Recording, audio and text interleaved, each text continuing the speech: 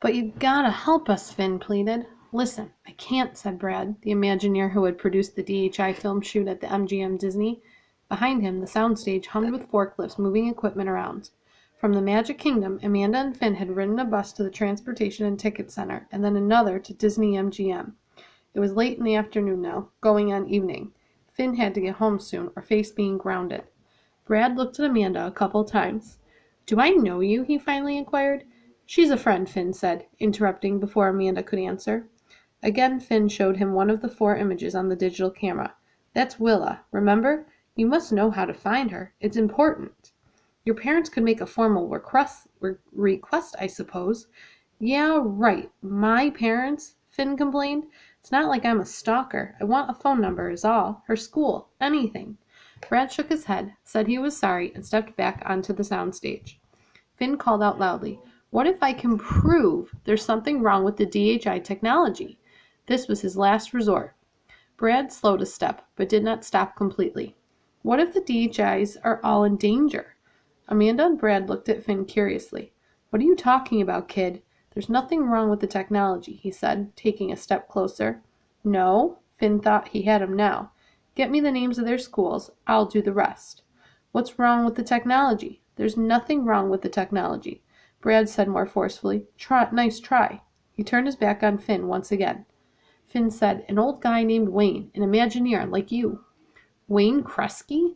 How do you know Wayne? Brad sounded impressed. That's for me to know and you to find out. Call Wayne. Ask him if he knows me. You know Wayne? Brad repeated, somewhat astonished. I know about the Overtakers. The color in Brad's face drained away. Finn thought if he'd pushed him, he would have fallen over. The sooner you clear this with Wayne, the better.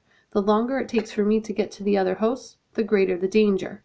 Brad's voice cracked as he said, No one is in danger. Finn said, Talk to Wayne.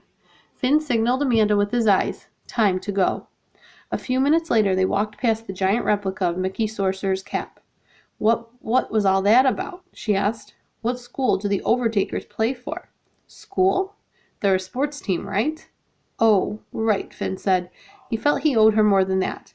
Have you ever had a dream so real that when you woke up, you were sure you'd just been wherever you'd been in the dream? Everybody has dreams like that. For me, well, it's more like a nightmare. But what if somebody tells you something in the dream, something to look for when you wake up, and you wake up, and there it is? I'd have to think about that, she conceded. Finn felt frustrated. He wanted to be alone, with time to think things through.